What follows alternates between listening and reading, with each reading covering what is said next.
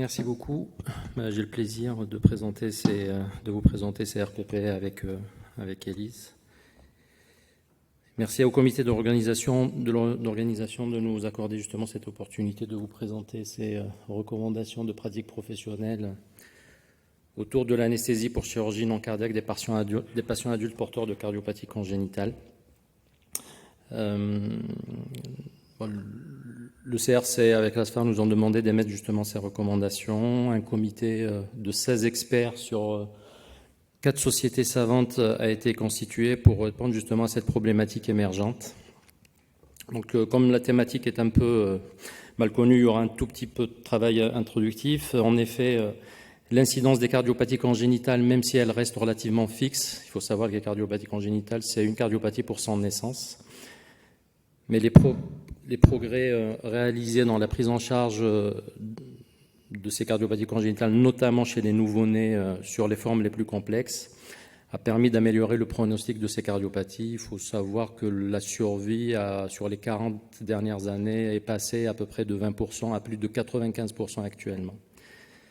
Ce qui fait que la prévalence est en constante augmentation, comme c'est illustré dans cet éditorial qui commence à dater déjà. C'est un éditorial d'Helmut Baumgartner publié dans la revue de l'ESC il y a quelques années. Et on voit justement que cette prévalence est en constante augmentation.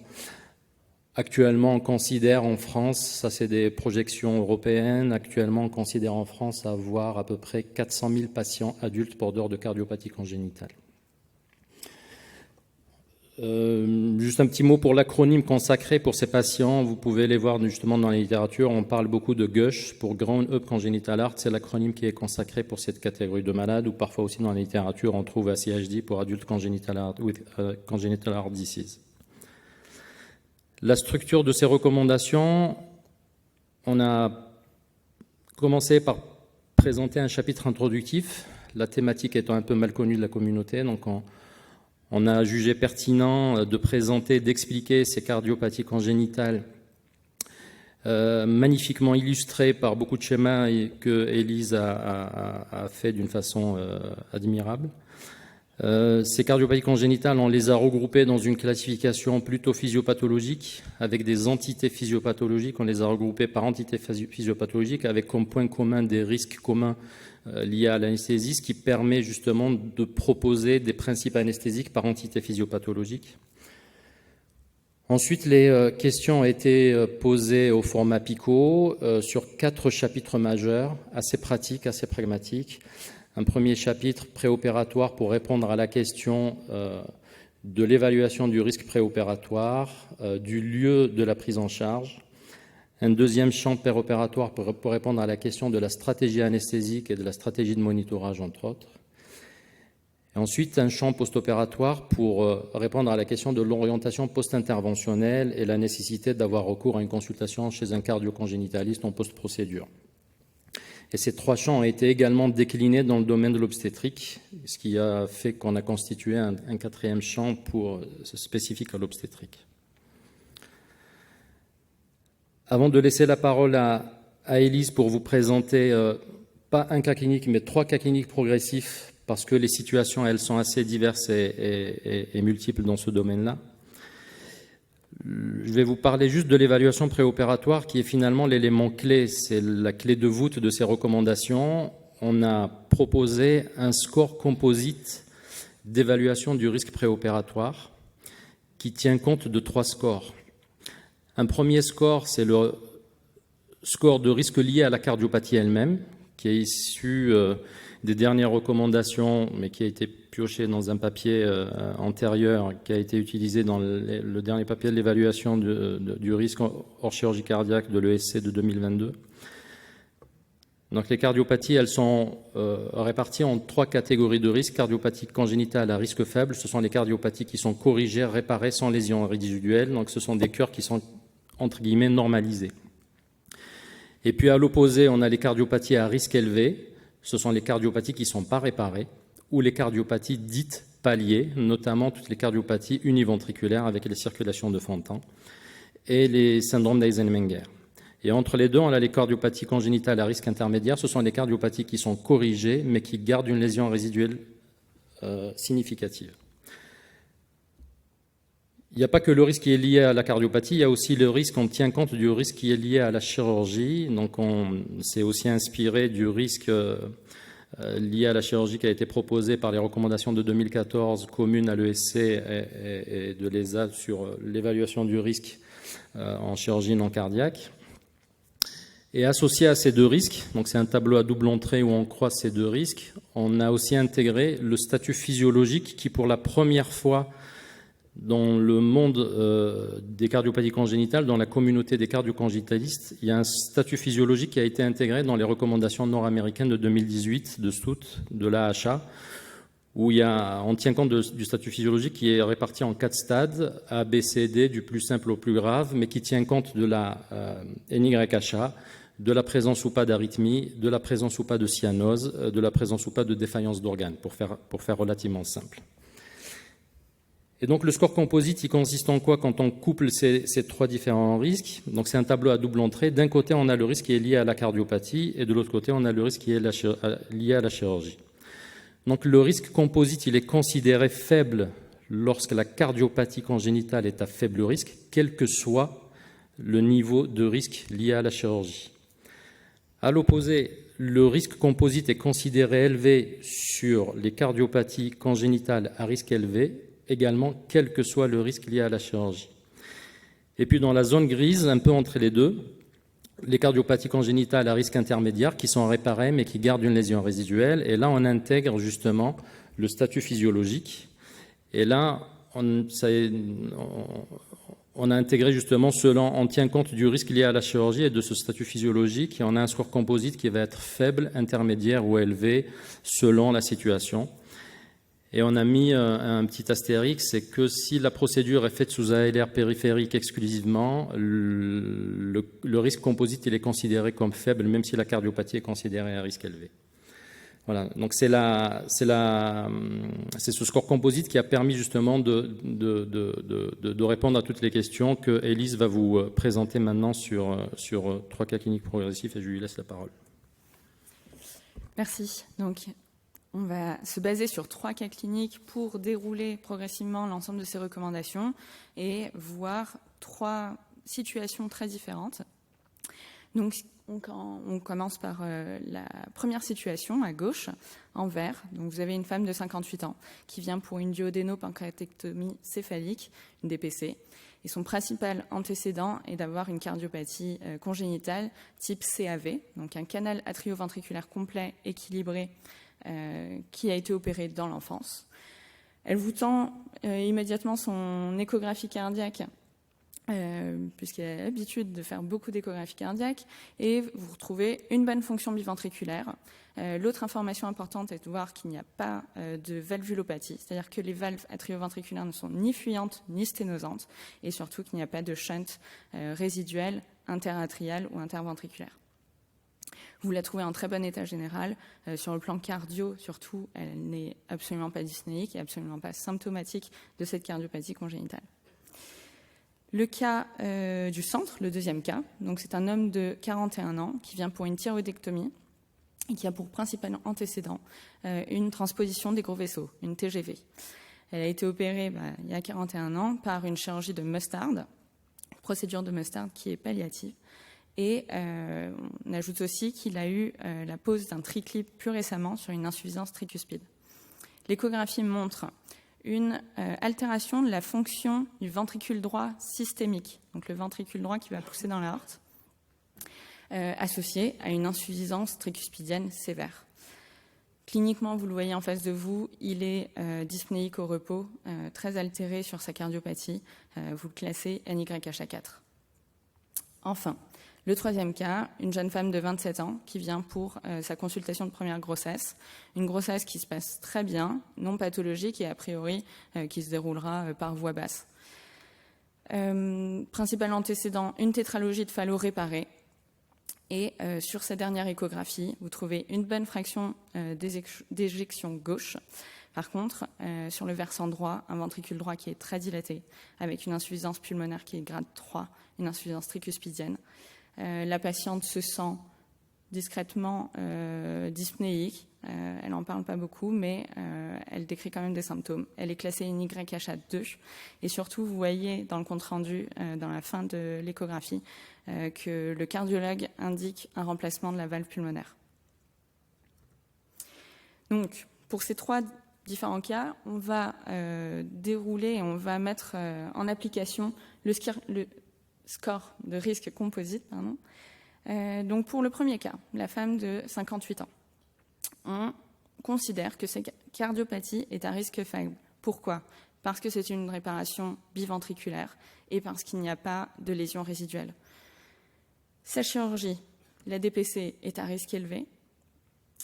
Pour autant, on considérera que le risque composite est faible, puisque le risque lié à la cardiopathie est faible. La cardiopathie n'est pas un frein dans cette procédure. Et on ne tiendra pas compte du score physiopathologique, puisque la cardiopathie, son cœur ressemble beaucoup à un cœur sain. Deuxième cas, la thyroïdectomie. Donc ici, la transposition des gros vaisseaux avec chirurgie palliative de Mustard, on la considère comme à risque intermédiaire. Cette fois-ci, on a une réparation qui est biventriculaire toujours, mais on a une lésion résiduelle qui est sévère, significative, donc on la classe comme intermédiaire. La chirurgie, la thyroïdectomie, est à risque faible. Donc maintenant, on va se baser sur le score physiologique du patient pour pouvoir grader son score de risque. Et donc, NYHA4, il sera gradé stade D, et donc sera classé comme un risque composite élevé. Dernier cas, notre femme enceinte, cette fois-ci, elle a une tétralogie de Fallot qui a été réparée. On la considère comme un risque intermédiaire tout de même, puisqu'elle garde une insuffisance pulmonaire qui est sévère avec une indication chirurgicale. Donc, un risque intermédiaire sur la cardiopathie. Concernant la chirurgie, la grossesse non à risque, la grossesse non pathologique est considérée comme risque intermédiaire, que ce soit un accouchement voix basse ou une césarienne. Et donc, on se base sur le score physiologique pour compléter notre score composite. Elle est NYHA2, donc score B, et ça nous donne un risque composite intermédiaire. Que nous disent les recommandations concernant la période préopératoire ? Est-ce qu'on doit garder notre patient sur place ? Est-ce qu'il faut le transférer ? Comment le prendre en charge avant même de le mettre au bloc ? Alors, dans cette recommandation, les experts suggèrent que pour les scores composites intermédiaires ou élevés, la prise en charge soit faite en centre expert, en centre spécialisé. Même remarque pour les femmes enceintes, même conduite à tenir. Donc, si on les applique à nos cas cliniques, le premier cas clinique, qui est un risque composite faible, sera fait dans l'hôpital d'origine, pas besoin de transfert. Pour le risque composite élevé, il faudra un transfert en centre expert, en préopératoire et bien préparé.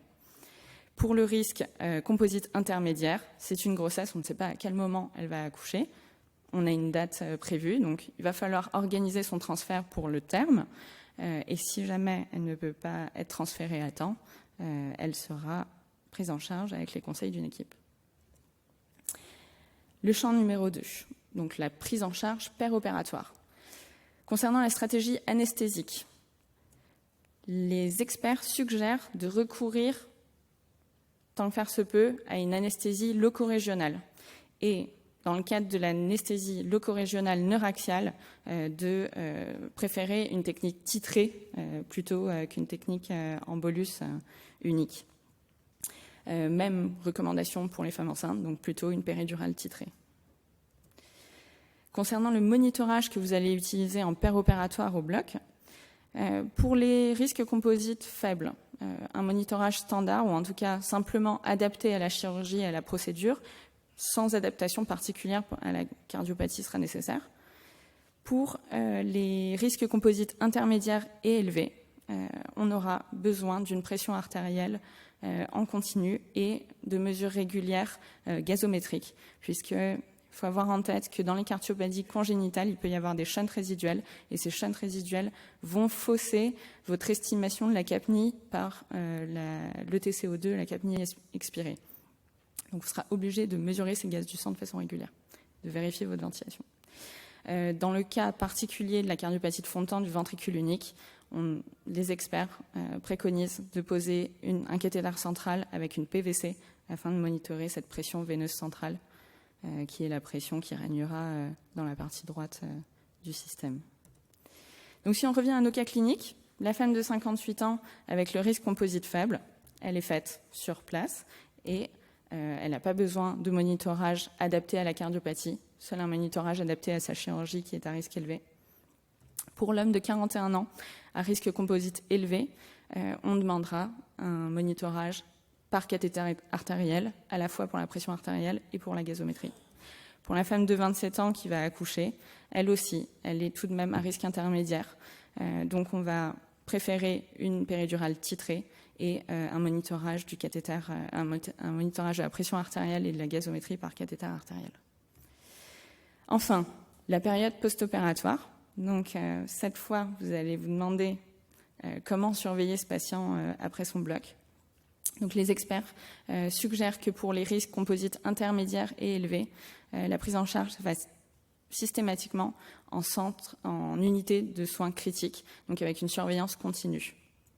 Pareil pour les femmes enceintes qui ne pourront pas rentrer en chambre immédiatement. Dans le cadre des situations un peu plus ambiguës, donc les experts suggèrent de prendre un avis spécialisé en cardiologie congénitale adulte pour les patients à risque intermédiaire ou élevé, ou bien pour l'ensemble des patients, quel que soit leur risque, s'il y a une complication perprocédurale, ou bien si la chirurgie a eu lieu en urgence et qu'on n'a pas pu avoir l'avis avant. Donc pour finir, nos 3 cas, le risque composite faible aura un post-opératoire standard lié à sa chirurgie. L'homme qui avait un risque composite élevé, lui, sera pris en charge en post-opératoire, en USC ou en réanimation. Pareil pour la parturiente, en post-partum, elle sera prise en charge en USC ou en réanimation. Donc voilà, au travers de ces 3 cas, on a pu balayer l'ensemble des recommandations, l'ensemble des particularités et l'ensemble des stades possibles que vous pourrez rencontrer au bloc opératoire. Mais vous inquiétez pas, Nadir va vous présenter des fiches qui vous aideront à l'avenir. Merci beaucoup, Élise. Donc, à côté de ces recommandations, vous avez compris que le travail de synthèse a permis d'aboutir à 11 avis d'experts avec des accords forts à chaque fois. La méthode GRADE n'était pas complètement applicable faute d'études de haut niveau de preuve. On est encore une fois dans une thématique de maladies rares avec des études de haut niveau de preuve qui sont pas existantes, d'où la qualification de recommandation de pratique professionnelle et pas de RFE.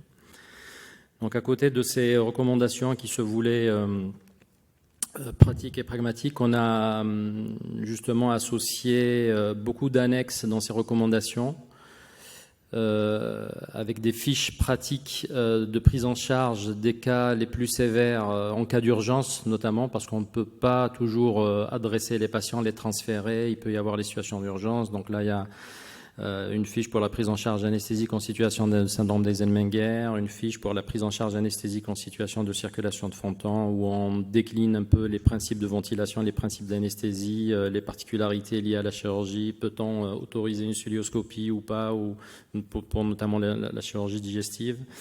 Et puis aussi des principes de monitorage et de surveillance hémodynamique pour ces 2 cas-là. Il y a aussi d'autres fiches sur les principes d'anesthésie par entité physiopathologique, comme je vous ai dit tout à l'heure. Il y a aussi beaucoup de fiches qui ont été produites avec le 4e champ concernant toute la partie obstétrique.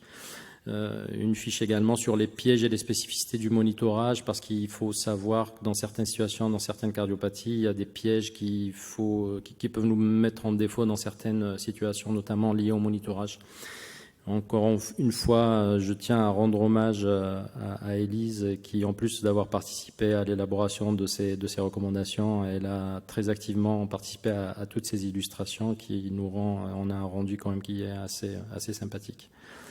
Et à côté de ces fiches, dans les annexes, on a aussi proposé ce réseau des centres experts qui est basé sur les réseaux M3C.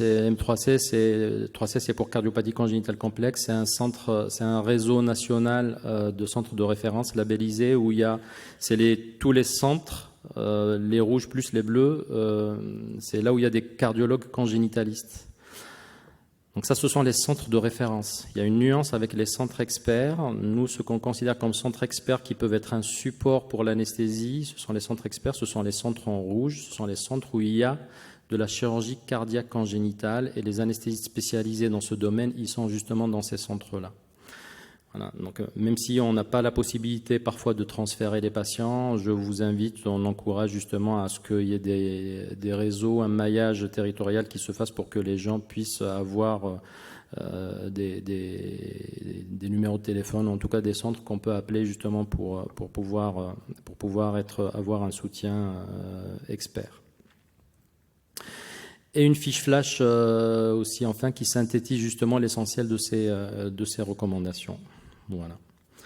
Donc pour finir, je tiens à remercier tous les experts qui ont participé activement à ces recommandations et je voulais aussi souligner l'immense satisfaction de cette collaboration transversale avec la Société française de cardiologie, notamment avec sa filiale des cardiopathies congénitales, la Société française de chirurgie thoracique et cardiovasculaire, le CARO et la Société française de pédiatrie. Je n'oublie pas non plus le comité des référentiels cliniques, donc pas mal de représentants qui sont ici présents et puis à leur tête Marc. Je dois avouer qu'ils nous ont pas mal challengés et je les remercie infiniment parce qu'ils sont un gage de rigueur extrême dans l'élaboration de ce type de projet. Une mention spéciale à Marc-Olivier Fischer et Hugues de Coursan dont l'accompagnement a été sans faille durant l'ensemble de ce projet aussi. Voilà, je vous remercie.